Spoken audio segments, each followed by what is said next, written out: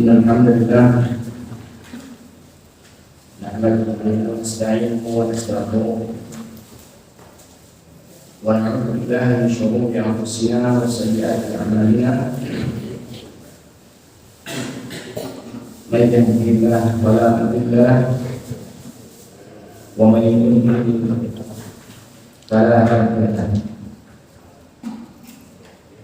أشهد أن لا إله إلا الله وحده لا شريك له وأشهد أن محمدا عبده ورسوله. اللهم صل وسلم وبارك على عبدك ورسولك محمد وعلى آله وأصحابه ومن تبعهم بإحسان إلى يوم الدين. قال الله تعالى في كتابه الكريم: يا أيها الذين آمنوا اتقوا الله حق تقاته ولا تموتن إلا وأنتم مسلمون. وبعد. Alhamdulillah, ma'asyiral muslimin jamaah rahimani wa rahimakumullah. Pertama-tama kita panjatkan bersyukur kepada Allah Subhanahu wa taala yang terus melimpahkan nikmat dan karunia kepada kita semua, sehingga pada malam hari ini kita bisa dipertemukan kembali oleh Allah Subhanahu wa taala dalam rangka untuk mempelajari agama Allah Subhanahu wa taala, menuntut ilmu syar'i sebagai bekal kita bertakwa kepada Allah Subhanahu wa taala. Karena seorang manusia tidak bisa bertakwa dengan benar kepada Allah Subhanahu wa taala kecuali jika dia memiliki ilmunya. Sedangkan takwa itu sendiri merupakan bekal yang kita perlukan untuk kehidupan kita di akhirat kelak, yang setiap kita pasti akan menuju kepadanya, dan setiap kita pasti akan meninggalkan dunia ini, dan kehidupan akhirat itulah kehidupan yang hakiki. Maka sangat penting apa yang kita lakukan ini, yaitu menuntut ilmu syar'i agar kehidupan kita nanti di akhirat adalah kehidupan yang penuh dengan kenikmatan, penuh dengan kebahagiaan, kehidupan yang diridhoi oleh Allah Subhanahu wa taala. Ma'asyiral muslimin rahimani wa rahimakumullah. Pada kesempatan kita kali ini, insyaallah kita lanjutkan pembacaan dari kitab Aqidah Tauhid karya Syekh Shalih bin Fauzan Al-Fauzan hafizahullah taala, yang mana pada pertemuan yang lalu kita telah membaca penjelasan dari penulis berkaitan dengan makna kata roh, yang kemudian juga kita telah membaca penjelasan penulis bahwasanya setiap orang yang kafir, yang musyrik, mereka juga ternyata memiliki pengakuan dalam hatinya tentang roh itu adalah Allah Subhanahu wa taala, tentang bahwasanya yang mencipta, yang memberi rezeki, yang menguasai alam semesta, yang mengatur alam semesta adalah Allah Subhanahu wa taala saja. Ini semuanya sudah ditanamkan dalam hati mereka, dalam fitrah mereka akan pengakuan hal ini. Namun ternyata kita lihat dalam hadits yang ada bahwasanya manusia itu banyak yang menyembah selain Allah, yang kita sebut tadi sebagai orang musyrik. Nah, tentunya di sini kita ingin mengetahui sebenarnya bagaimana pemahaman mereka tentang Tuhan itu sendiri. Kok bisa-bisanya mereka yang sedang memiliki pengakuan bahwasanya yang mencipta, yang memberi rezeki, yang mengatur adalah Allah Subhanahu wa taala saja, tetapi ternyata mereka masih saja melakukan kesyirikan kepada Allah Subhanahu wa taala. Maka apa yang akan kita baca nanti dari penjelasan Syekh Shalih bin Fauzan rahimahullah taala sedikit banyak akan menjelaskan kepada kita tentang hal ini. Jadi kita akan tahu di antara apa yang mereka pahami tentang Tuhan yang mereka sembah ini, kenapa mereka mau menyembah Tuhan-Tuhan tersebut, padahal mereka sudah mengakui yang mencipta, yang mengatur, yang menguasai alam semesta ini hanyalah Allah Subhanahu wa taala. Nah, di sini penulis mengatakan, Syekh Shalih Al-Fauzan rahimahullah taala mengatakan, wasyirku fi rububiyyati bi'tibari itsbat khaliqaini mutamathilaini fi sifat wal af'ali mumtani'un. Kesyirikan dalam rububiyah, yaitu menyekutukan Allah Ta'ala dengan selain Allah Ta'ala dalam hal penciptaan alam semesta, dalam hal penguasaan atau memiliki alam semesta, dalam hal mengatur alam semesta, ya. Kesyirikan dalam hal rububiyah dengan tinjauan adanya dua pencipta yang sama di dalam sifat dan perbuatannya, maka ini suatu hal yang mungtani. Mungtani itu dalam bahasa kita mustahil. Artinya di sini penulis ingin menyampaikan kepada kita bahwasanya orang-orang yang berbuat syirik kepada Allah Subhanahu wa taala, yang menduakan Tuhan, ya kan, yang menjadikan tandingan bagi Allah Subhanahu wa taala, tidak ada di antara mereka yang menganggap Tuhan selain Allah Ta'ala itu setara persis dengan Allah Ta'ala, memiliki sifat-sifat yang sama persis dengan Allah Ta'ala, ya. Sama-sama mencipta, sama-sama menguasai, sama-sama mengatur dengan apa? Sifat penciptaan, sifat pengaturan dan penguasaan yang sama persis, tidak ada sama sekali, ya. Artinya apa? Sebenarnya mereka itu orang-orang musyrik itu dengan fitrah yang Allah tanamkan dalam hati mereka, mereka itu sebenarnya mengetahui yang paling benar untuk disembah adalah siapa? Allah Subhanahu wa taala saja. Karena yang paling kuat, ya, yang paling yang paling kuat, yang paling besar, yang paling agung adalah Allah Ta'ala saja. Nah, wa inna ma dhahaba ba'dul musyrikina ila an ma'budatihim tamliku ba'd tasarrufati fil kawn. Nah, kalau mereka ini, orang-orang musyrik ini sebenarnya tidak menganggap Tuhan-Tuhan mereka selain Allah itu sama persis dengan Allah Ta'ala dalam hal sifat dan perbuatannya, kok mereka menyebutkan Allah? Apa itu? Bagaimana pemahaman mereka kok bisa menyebutkan Tuhan-Tuhan tersebut dengan Allah? Maka di sini dia mengatakan bahwasanya sebagian orang-orang musyrik itu mereka berpendapat bahwasanya sesembahan-sesembahan mereka itu menguasai sebagian tasawufat fil kaun, sebagian dari pengaturan dari alam semesta ini. Jadi mereka tidak menganggap Tuhan yang mereka sembah itu mengatur alam semesta ini secara keseluruhan, tetapi mereka menganggap ada sebagian dari alam semesta ini yang diatur oleh sesembahan mereka. Atau dengan bahasa lain, mereka menganggap bahwasanya sesembahan mereka itu punya andil dalam mengatur alam semesta, ya, punya andil dalam mengatur alam semesta. Baik, itu andilnya itu mungkin hanya sedikit saja. Itu yang menjadi sandaran mereka sehingga mereka menyembah Tuhan-Tuhan tersebut, ya. Yang sebetulnya anggapan mereka ini telah ditolak oleh Allah Subhanahu wa taala. Sebagaimana yang Allah Subhanahu wa taala sebutkan dalam surat Saba, ya. Dalam surat Saba ayat yang ke-22. Sebentar, kita buka, barangkali bisa ditampilkan juga. Surat Saba ayat 22, ya. Lihat kan ya? Ini Allah Ta'ala berfirman,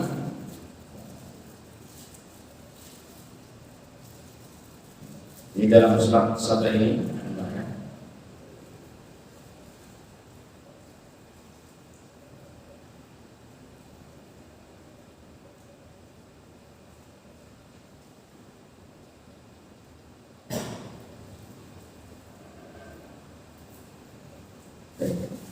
dalam surat Saba ini ayat ke-22, Allah Subhanahu wa taala telah, kata para ulama, ayat ini sebagai ayat yang menghancurkan sandaran kesyirikan yang dimiliki oleh orang-orang musyrik. Jadi syubhat-syubhatnya orang-orang musyrik dalam menjadikan sekutu bagi Allah Ta'ala sudah Allah Ta'ala habiskan dari ayat ke-22 dan 23 yang akan datang. Di sini Allah Ta'ala mengatakan, "Qul lilladzina za'amtum min dunillah." Katakanlah ya Rasul kepada mereka orang-orang musyrik, "Ud'u, serulah, ya, sesembahan-sembahan yang kalian sangka itu sebagai sesembahan selain Allah Ta'ala. Silakan kalian seru mereka. Sesungguhnya mereka tidak akan memberikan manfaat bagi sama sekali." Sesungguhnya peribadahan kepada mereka itu bahkan akan membawa kecelakaan bagi kalian, tidak akan membawa manfaat sama sekali. Kenapa demikian? La yamlikuna mithqala dzarratin fis samawati wa la fil ardi. Mereka ini sesembahan-sembahan yang mereka anggap sebagai Tuhan selain Allah, la yamlikuna mithqala dzarratin fis samawati wa la fil ardi. Tidak menguasai yang di langit ataupun yang di bumi, walaupun mithqala dzarrah, walaupun seberat biji zarrah, atau walaupun perkara yang sangat kecil, ya, di langit dan di bumi ini tidak ada yang dikuasai atau dimiliki sepenuhnya oleh selain Allah. Artinya seluruh yang ada di langit dan di bumi ini, di alam semesta ini semuanya dikuasai dan dimiliki oleh siapa? Allah Ta'ala.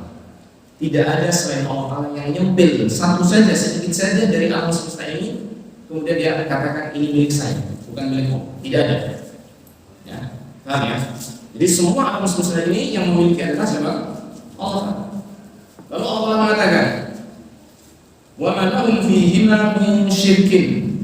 Dan di dalam pemilikan terhadap alam semesta ini, Allah Ta'ala tidak memiliki dia apa? Sekutu dalam menguasai alam semesta ini.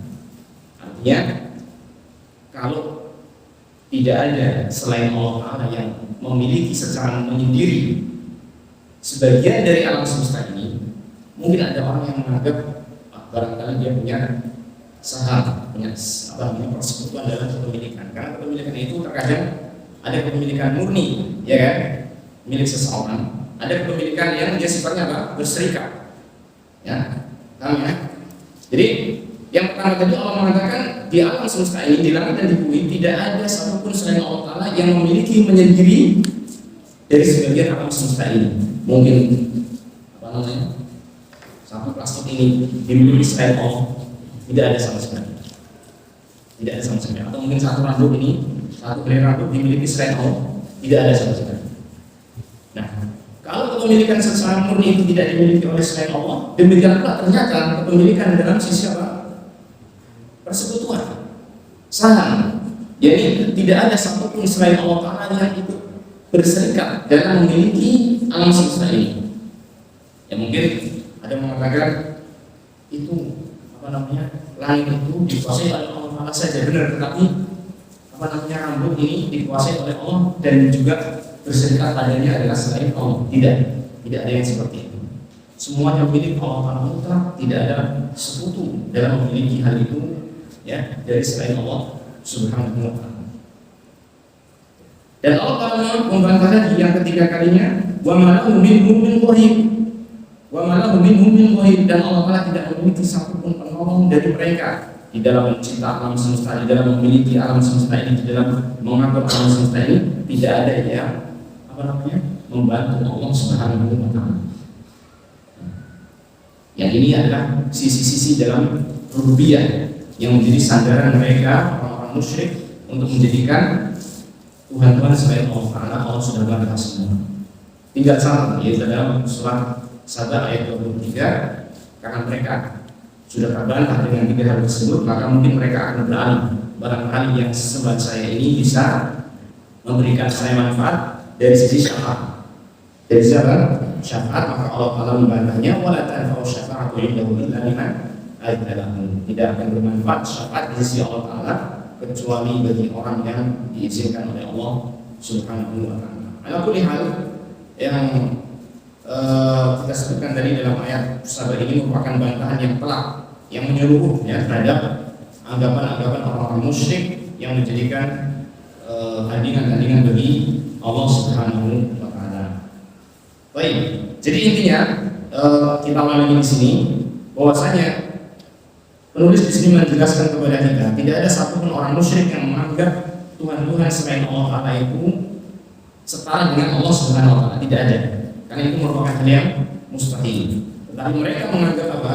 Menganggap adanya selain Allah Ta'ala itu yang memiliki kekuasaan sebagian dari alam semesta. Itu yang menjadikan mereka itu menyembah selain Allah Subhanahu wa Ta'ala. Dan hal ini sebenarnya masyarakat muslimin rahimani wa rahimakumullah merupakan tipu daya syaitan. Makanya di sini Syekh mengatakan waqad tala'aba bihi syaitan fi ibadati hadhihi al-ma'budat. Dan setan telah mempermainkan mereka, telah mempermainkan orang-orang musyrik tersebut di dalam menyembah sesembahan ini. Fatala'aba bi kulli qaumin 'ala qadri uqulihim. Maka setan itu mempermainkan setiap kaum sesuai dengan level akal mereka. Ya, jadi berbeda-beda. Ya, sebagian orang yang akalnya itu sangat rendah sekali, maka dia bisa dijerumuskan ke dalam kesyirikan yang sangat besar sekali. Ya, sampai menjadikan tuhan-tuhan yang banyak misalkan. Tapi kalau orangnya itu akalnya itu masih bisa mikir, mungkin dia hanya istilahnya menjadikan tandingan bagi Allah Ta'ala dalam hal menganggapnya sebagai syafaat dan seterusnya. Jadi dipermainkan oleh syaitan sesuai dengan tingkat akal mereka. Semakin bodoh orang tersebut, semakin rendah akal orang tersebut, maka dia bisa dijerumuskan dalam kesyirikan yang lebih besar. Ya.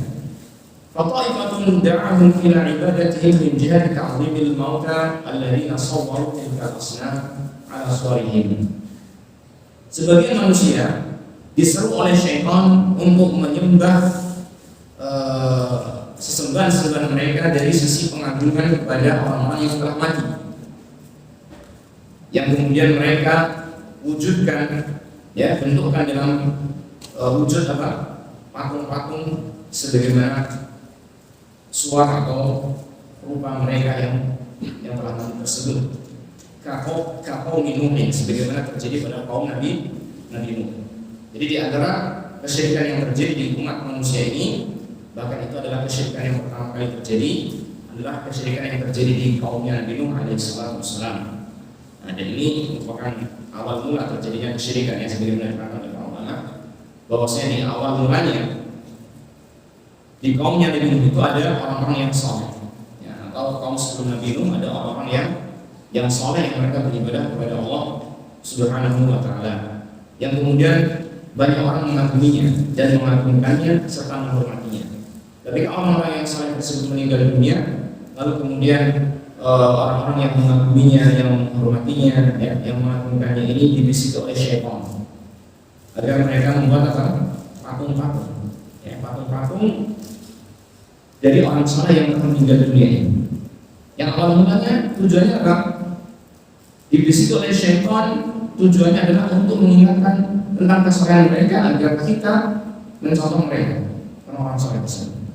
Ya, tujuannya awalnya adalah bagus tidak seperti ini, mengingat kesalahan orang terdahulu agar kita mencontoh mereka. Tujuannya bagus, tetapi caranya salah. Ya.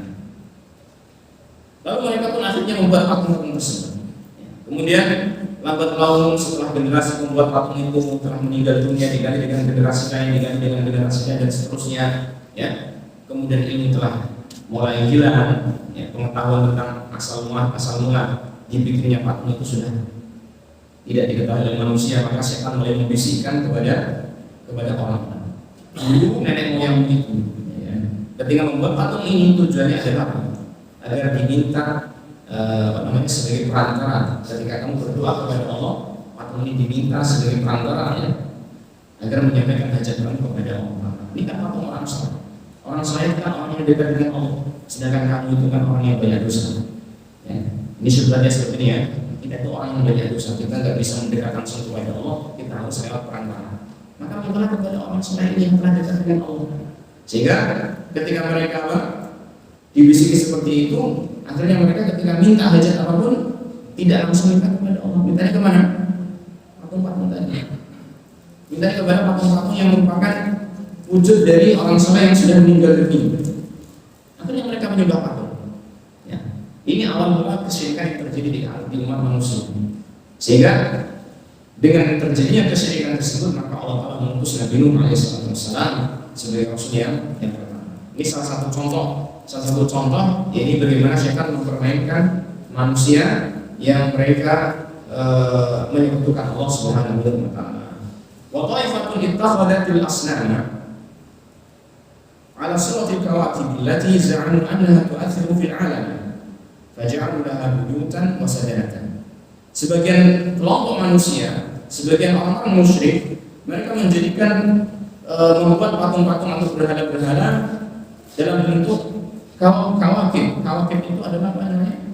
Benda-benda angkasa, ya, seperti matahari, bulan, bintang-bintang, planet-planet dan seterusnya. Yang mana mereka itu menyangka allati za'amu annaha tu'athiru fil alam. Yang mereka itu menganggap bahwasanya benda-benda langit itu memiliki pengaruh dalam kejadian-kejadian di alam semesta ini. Artinya apa? Di antara salah satu keyakinan yang sudah ada semenjak dahulu, ya.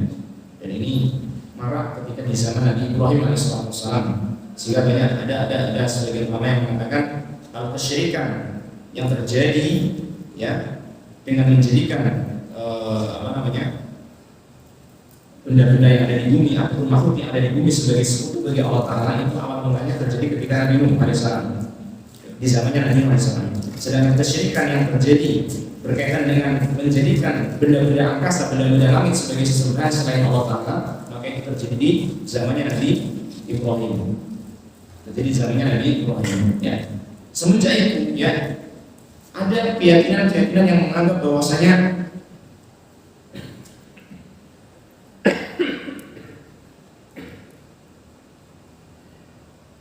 perubahan bintang-bintang, perjalanan bintang-bintang, ataupun munculnya bintang ini dan bintang itu, tenggelamnya bintang ini dan bintang itu, sebagian mereka itu memiliki keyakinan ini bisa memberikan pengaruh kepada kejadian-kejadian di alam semesta.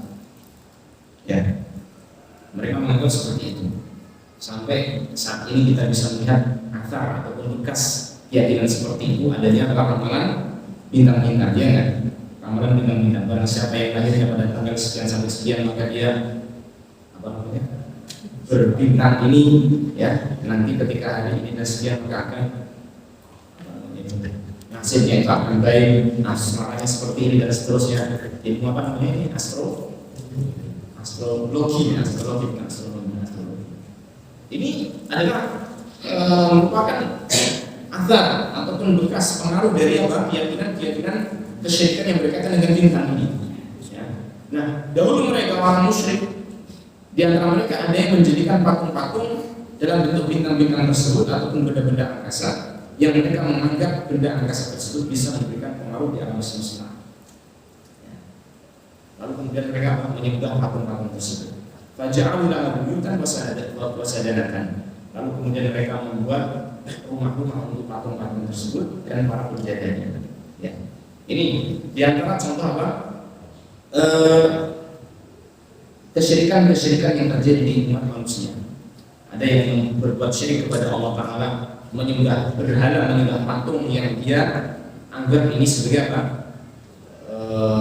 Refleksi dari mayit yang telah meninggal dunia, yang kemudian dia jadikan perantara kepada Allah Ta'ala. Ada orang yang menyembah patung yang dianggap sebagai refleksi dari apa? Bintang-bintang yang mereka juga sembah selain Allah Subhanahu wa Ta'ala. Ya. Kemudian beliau mengatakan di sini waqtalafu fi ibadatihim bihadzal kawakib.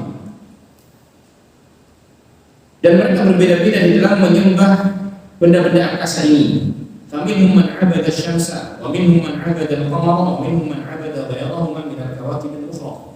Di antara mereka ada yang menyembah matahari, ada yang menyembah bulan, ada yang menyembah benda-benda angkasa yang lain, ya, rasi bintang ini, rasi bintang itu dan seterusnya disembah oleh mereka. Ya. Hatta banau laha hayatan, sehingga mereka membangun kuil-kuil untuk patung-patung yang mereka buat sebagai refleksi bintang-bintang tersebut. Likulli kaukabin minha haikalun yakhussu. Masing-masing bintang yang mereka sembah, jadikan sesembahan itu memiliki kuil sendiri, kuil ataupun candi sendiri. Ini kuilnya dewa yang mereka akan sebagai apa? Sebetulnya biasanya apa? Dewa gitu ya. Ini kuilnya dewa fulan, ini kuilnya dewa alam, dewa ini dan itu dan seterusnya. Sehingga mereka memiliki banyak apa? Sesembahan. Wa minhum man ya'budun nar. Di antara mereka, di antara manusia yang syirik itu ada yang menyembah api. Siapa mereka? Wa hum majusi. Mereka adalah orang-orang majusi. Wa minhum man ya'budul baqar. Di antara mereka ada yang menyembah sapi. Siapa mereka? Kama fil Hindi, sebagai yang terjadi di India, menyembah apa? Sapi. Ya, sapi disembah di India. Ya, benar. Di Indonesia ada kan? Ada ya pengaruh ya? Ada semacam pengaruh seperti itu di Indonesia. Di daerah sekitar mana itu?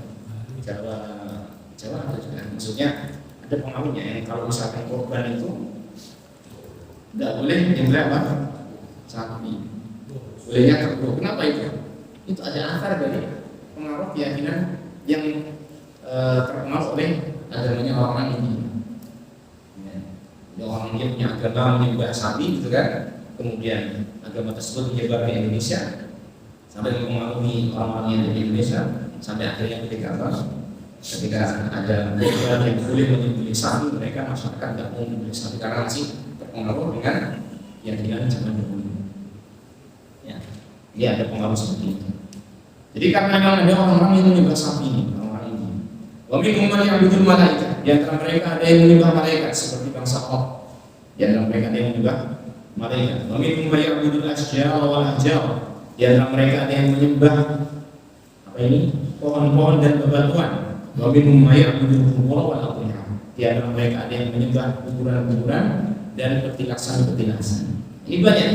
Jadi manusia di dunia ini yang tidak bertauhid, sesembahan mereka itu beraneka ragam. Ya, ada yang menyembah tadi disebutkan matahari, bulan dan seterusnya, sangat banyak sekali. Ya, apa sebabnya mereka memiliki penyembahan seperti ini atau menyembah selain Allah? Padahal hakikatnya tadi mereka sudah mengetahui yang mencipta adalah Allah. Ya. Di sini katakan oleh beliau, kullu hada bisa dari anda haulai tasawwaru fi hadhil asya'i syai'an min khasa'isir rububiyyah. Ini semua, jadi mereka menyembah semua hal tersebut selain Allah Ta'ala disebabkan karena apa? Bisa bagi anak haulai tasawwur fi hadhil asya' syai'an min khasa'isir rububiyyah. Karena mereka itu memiliki anggapan, tasawwur, memiliki anggapan ya, bahwasanya sesembahan-sesembahan ini pada diri mereka ini terdapat apa? Sedikit dari kekhususan rububiyah Allah Subhanahu wa Ta'ala. Sudah dikatakan kemarin rububiyah berkaitan dengan perbuatan Allah ya, mencipta, mengatur, menguasai, memberi rezeki, ya kan? Kalau Syekh ini lebih menjurus kepada tiga, ya. Jadi mencipta, mengatur dan menguasai atau memiliki. Ini sifat rububiyah. Jadi mereka beranggapan bahwasanya sesembahan-sesembahan yang mereka sembah itu ada sedikit saja dari apa? Kekhususan rububiyah ini. Mungkin menguasai sedikit dari yang mereka harapkan, ya kan? Ya, seperti misalkan mereka menganggap adanya dewa hujan karena mereka menganggap dewa tersebut apa? Menguasai hujan. Ada sebagian orang yang menyembah Dewi Sri karena mereka menganggap Dewi Sri itu memiliki kekuasaan terhadap apa? Hasil panenan masyarakat. Ya kan? Jadi mereka itu memiliki keyakinan yang tentunya ini keyakinan menyimpang gitu ya. Keyakinan menyimpang tentunya. Memiliki keyakinan bahwa sesembahan-sembahan itu punya apa? Bagian dari sifat rububiyah. Jadi mereka tidak meyakini bahwa sesembahan itu punya keseluruhan sifat rububiyah, tidak. Seperti yang tadi kita sudah baca dari keterangan Syekh yang di atas tadi ya, bahwa tidak ada satupun orang yang menganggap dua Tuhan yang sama sifatnya dalam yang sama sifat dan perbuatannya persis sama, perbuatannya sama, tidak ada. Sehingga kita yakini bahwasanya orang-orang yang musyrik itu tidak ada yang menganggap sesembahan mereka itu sama sifatnya, sama perbuatannya dengan Allah Subhanahu wa Ta'ala, tidak ada. Hanya saja mereka menilai atau menganggap ada satu saja, sedikit saja gitu, sifat rububiyah yang mereka miliki, sehingga mereka menyembahnya. Dan tentunya ini adalah apa? Anggapan yang keliru. Nah, sehingga kita ketahui di sini bahwasanya ternyata walaupun mereka itu mengakui yang mencipta, yang mengatur, yang menguasai adalah Allah Subhanahu wa Ta'ala, mereka belum apa? Belum memurnikan secara penuh ya tentang rububiyah ini untuk Allah. Buktinya apa? Mereka masih menganggap ada selain Allah Ta'ala yang memiliki sedikit saja, walaupun sedikit itu sudah merupakan kesyirikan, gitu kan? Mereka masih menganggap adanya sedikit saja rububiyah itu bagi selain Allah Subhanahu wa Ta'ala. Dan inilah yang bahaya.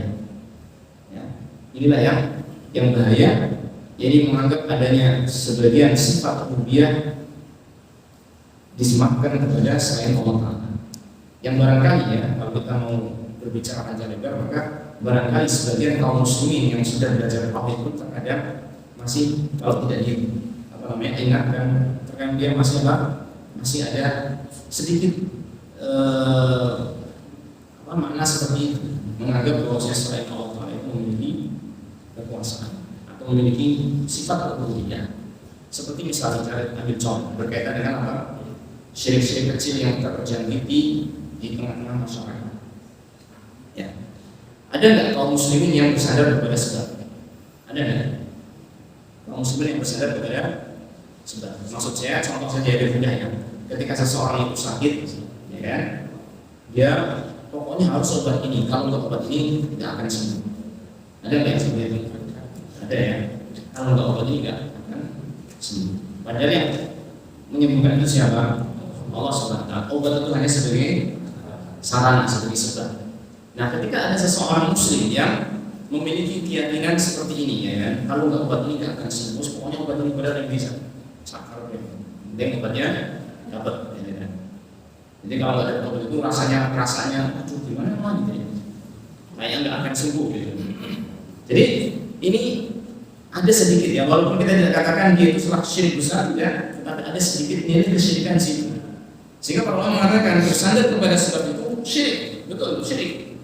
Ada syirik kecil, ya, tidak syirik besar seperti yang dilakukan oleh mereka ini. Nah, jadi intinya gini, yang ingin saya maksudkan bahwasanya kita lihat orang-orang musyrik itu, ya, yang betul-betul menyembah selain Allah. Apa sebab mereka menyembah selain Allah? Karena mereka menganggap adanya bagian dari sifat rububiyah ada pada sesembahan tersebut. Ya, ini adalah anggapan yang batil kan gitu.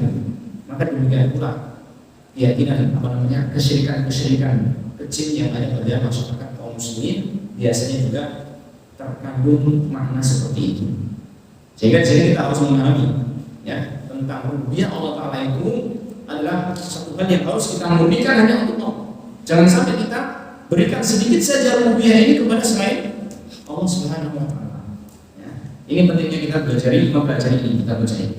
Ya, jadi mereka orang musyrik ternyata menjadikan sesembahan selain Allah Ta'ala bukan karena mereka menganggap sembahan itu sama dengan Allah, memiliki kekuatan yang sama dengan Allah, setanding dengan Allah Ta'ala, setara dengan Allah, ternyata tidak. Tapi hanya hanya menganggap ada sedikit saja rububiyah ya pada diri mereka sehingga mereka menyembah. Dan tentunya kita ulangi lagi, ini adalah kebatilan. Ini adalah apa? Kebatilan. Karena semua rububiyah itu hanya milik Allah Subhanahu wa Ta'ala. Baik. Kemudian di sini kita lanjutkan dulu. Masih berapa menit? Sebelumnya. Faminhum man yaz'umu anna hadhil asnama tumathilu asya'a ghaibah. Ini masih mencontohkan atau menyebutkan beberapa contoh kesyirikan di umat manusia. Di antara mereka ada yang menyangka bahwasanya berhala-berhala ini yang mencerminkan suatu perkara yang gaib. Ya. Sebagaimana dikatakan oleh Imam Ibnu Qayyim rahimahullah taala, wa as-sanami inna kana fil asli 'ala syakli ma'budin ghaibin. Faja'alu as-sanama 'ala syaklihi wa hay'atihi wa suratihi liyakuna na'iban manabahu wa qa'iman maqamahu. Wa illa fa min al-ma'lumi anna 'aqilan la yanhatu khashabatan aw hajaran biyadihi thumma ya'taqidu annahu ilahuhu wa ma'buduhu. Jadi manusia yang berbuat syirik, terutama yang menyembah berhala patung-patung, ini perlu kita pahami. Mereka menyembah patung itu sebenarnya mereka bukan menyembah patung itu dalam keyakinan mereka kan, tapi patung itu mencerminkan zat lain yang tidak hadir di situ. Ya, ketika ada orang yang menyembah patung, ya, maka sebenarnya orang itu yang menyembah itu tidak menganggap dirinya menyembah patung, tapi menyembah apa? Menyembah zat lain yang tidak hadir di hadapannya. Sebagai contoh saja misalkan, kalau antum lihat orang yang menyembah salib gitu ya, apakah dia menyembah salib itu? Tidak, tapi salib itu sebagai cerminan dari apa yang mereka yakini, gitu ya. Jadi seperti misalnya mereka menyembah patung-patung itu masih contohnya misalkan, ya, contohlah patung-patungnya ada patung dewa fulan. Bukan patung itu yang merupakan dewanya, tetapi dewanya itu adalah zat yang gaib tidak ada di hadapan mereka. Ini sebagai apa? Refleksinya saja. Patung itu sebagai apa? Cerminan dari dewa-dewa itu saja. Sehingga mereka kadang membuatnya dari apa? Kayu, kadang dari batu, kadang dari dan seterusnya. Dan mereka menganggapnya adalah patung dewa fulan sama. ya kan? Ini patung itu disebut dengan patung dewa apa? Karena itu hanya sekedar apa? Refleksi dari zat yang mereka sembah. Nah, ini diterangkan oleh Imam Ibnu Qayyim rahimahullah taala, wa usadani dibuatnya patung berhala yang disembah oleh orang-orang musyrik, inna makana fil asli ala syakil ma'budin ghaibin. Pada asalnya itu adalah disesuaikan dengan bentuk zat yang disembah yang tidak hadir di hadapan mereka. Ya, jadi kayak dulu imam zamannya kaum Nabi Nuh, ya, ada orang soleh meninggal dunia, maka patungnya dibuat seperti wujud orang soleh tersebut. Faja'alu salama ala syakli wa hayati wa suratihi, maka mereka membuat berhala tersebut mengikuti bentuk zat yang dia sembah. Ya. Liyakuna na'iban manabahu, agar patung ini menjadi apa? Ganti dari zat yang sesungguhnya dia sembah. Wa qa'iman maqamahu, dan menempati kedudukannya. Wa illa, karena bagaimana? Faminal ma'lum, karena sudah merupakan perkara yang dimaklumi bahwasanya orang yang berakal itu tidak akan dia itu memahat satu kayu atau batu dengan tangannya, kemudian dia meyakini bahwasanya ini adalah sesembahannya, ini adalah Tuhannya. Tidak mungkin sama sekali. Orang yang berakal, yang pakai akalnya, ya, tidak mungkin dia mengatakan yang saya pahat ini adalah Tuhan saya, tidak. Ya kan? Betul nggak? Karena patung itu yang buat adalah dia, orang tersebut. Kok dia mengatakan ini Tuhan saya, kan nggak mungkin. Maka ternyata hakikatnya itu apa? Patung itu adalah refleksi dari sesembahan gaib, sesembahan yang tidak hadir di hadapan mereka. Bukan patung itu. Tapi intinya sama saja. Intinya apa? Mereka telah menyebutkan selain Allah Subhanahu wa taala kepada Allah Subhanahu wa taala. Wa yaz'umu 'ibadul quburi qadiman wa hadithan anna ha'ula'i amwat yashfa'una lahum wa yatawassatuna lahum 'inda Allah fi qada'i hawajihim. Nah, kalau tadi ya yang disampaikan oleh Syekh tadi berkaitan dengan Tuhan-Tuhan yang dijadikan oleh orang musyrik, yang mereka menganggap Tuhan-Tuhan tersebut memiliki sifat rububiyah. Sudah, ini salah satu bentuk, salah satu jenis kesyirikan yang ada pada orang musyrik. Ya, mereka menyembah selain Allah dan menganggap adanya ada sifat rububiyah. Nah, yang kedua, di sini beliau mengatakan bentuk lain kesyirikan yang ada, mereka tidak menganggap Tuhan tersebut memiliki apa sifat rububiyah. Tetapi apa dikatakan di sini? Wa yaz'umu rubabul quburi qadiman wa hadithan.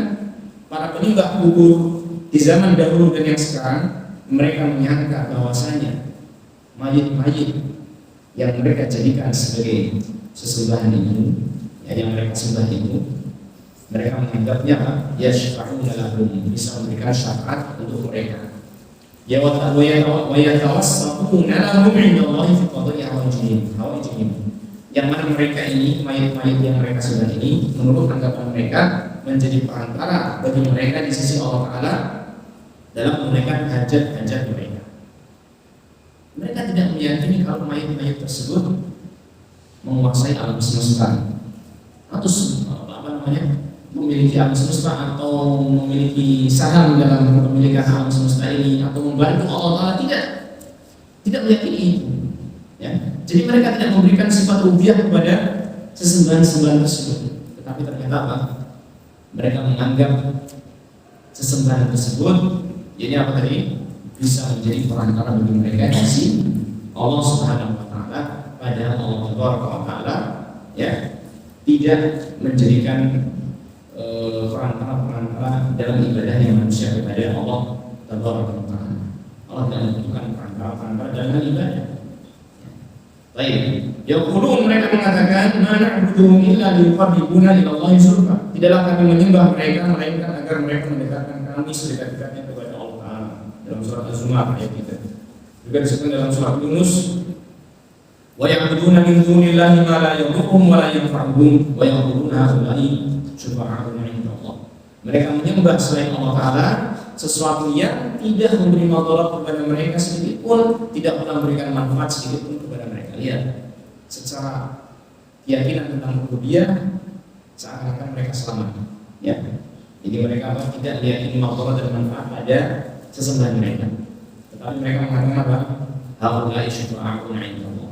Mereka itu adalah syafaat kami di sisi Allah Subhanahu wa ta'ala. Ya, ini salah satu bentuk kesyirikan. Jadi dari sini kita ketahui ya, di antara bentuk kesyirikan itu ada orang-orang yang menyebutkan selain Allah karena menganggap selain Allah Ta'ala itu sebagai apa? Zat yang memiliki sebagian dari sifat rububiyah. Baik, ini yang pertama. Yang kedua, di antara orang-orang musyrik yang menjadikan sekutu bagi Allah Ta'ala, ada yang menjadikan sekutu bagi Allah Ta'ala karena menganggap sesembelihan itu menjadi perantara di sisi Allah Subhanahu wa Ta'ala. Ini yang kedua. Dan yang ketiga dikatakan di sini, wa ba'dul musyrikil arabi wal nasara tasawwaru fi ma'budatihim anha waladullah. Sebagian orang musyrik Arab dan orang Nasrani beranggapan di dalam sesembahan mereka itu bahwasanya sesembahan itu adalah anak Allah Ta'ala, sehingga menyebutkan Allah Ta'ala atau menyembah selain Allah karena menganggap ini adalah sebagai apa?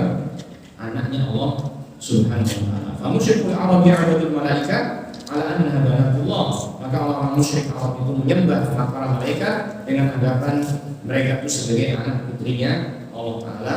Wa nasara 'abadul masih alaihi salam, sedangkan orang Nasrani menyembah Al-Masih yaitu Nabi sallallahu alaihi wasallam ala annahu ibnullah dengan anggapan dia adalah sebagai putranya Allah Subhanahu wa Ta'ala. Ya. Inilah pemahaman orang-orang musyrik, orang-orang kafir terhadap Tuhan-Tuhan mereka. Yang tentunya ini pemahaman yang betul atau salah? Salah. Kita ulangi. Yang pertama apa tadi? Memahami bahwasanya ada. Sekali lagi, yang pertama adalah memahami bahwasanya sesembahan mereka itu memiliki sebagian dari sifat rububiyah. Yang benar bagaimana? Yang benar bahwasanya sifat rububiyah itu semuanya dimiliki oleh Allah Taala secara mutlak. Ini yang namanya tauhid. Kita menetapkan sifat rububiyah dari Allah, menetapkan sifat rububiyah untuk Allah Taala dan meniadakannya dari selain Allah. Kita tiadakan secara mutlak semuanya, tidak ada yang dimiliki oleh selain Allah Taala. Ini yang pertama ya. Jadi orang musyrik itu memahami Tuhan mereka karena apa? Karena menganggap dirinya itu memiliki sebagian dari sifat rububiyah. Yang kedua, di antara orang musyrik ada yang menyebutkan Allah Ta'ala dengan sesembahan-sembahan yang bagaimana? Dianggap sebagai syafaat bagi mereka di sisi Allah Subhanahu wa Ta'ala. Dan ini banyak terjadi di kalangan orang-orang yang menisbatkan diri mereka kepada Islam, ya. Orang Islam yang masih belum paham tentang tauhid, mereka ada yang terjerumus dalam kesyirikan dalam hal ini, ya, dalam hal ini, dalam masalah syafaat, ya, menganggap ada syafaat selain yang diizinkan oleh Allah Subhanahu wa Ta'ala. Terus kemudian yang ketiga apa? Kesyirikan itu terjadi, ya, atau mereka menyembah selain Allah Ta'ala, mereka menjadikannya sebagai Tuhan dengan anggapan itu sebagai putranya Allah Subhanahu wa Ta'ala, anak dari Allah Subhanahu wa Ta'ala. Padahal Allah Subhanahu wa Ta'ala telah menyatakan lam yalid wa lam yulad. Allah Ta'ala tidak melahirkan dan tidak pernah dilahirkan. Ya, Allah tidak memiliki putra sama sekali. Nah, inilah masyarakat muslimin rahimani wa rahimakumullah. Dari sini kita ketahui tentang gambaran yakni bagaimana orang kafir memiliki pemahaman tentang Tuhan-Tuhan mereka yang ternyata itu semua adalah kebatilan yang tentunya kita harus menjauhinya. Dan nanti akan dijelaskan oleh penulis setelah ini, ya, pada poin yang ketiga ini, bantahan atas anggapan-anggapan tersebut, ya, bantahan terhadap orang-orang kafir yang menganggap adanya sebagian sesembahan yang memiliki sebagian dari sifat rububiyah. Juga bantahan tentang apa tadi? Adanya selain Allah Ta'ala, adanya syafaat atau adanya sebagian mereka yang menjadi syafaat di sisi Allah Ta'ala. Dan yang ketiga bantahan adanya Allah, adanya putra bagi Allah Subhanahu wa Ta'ala. Nah, ini yang kita bisa baca pada malam hari ini. Insyaallah kita lanjut pada waktu yang akan datang. Kita akhiri wassalamualaikum warahmatullahi wabarakatuh. Walhamdulillahirabbil alamin.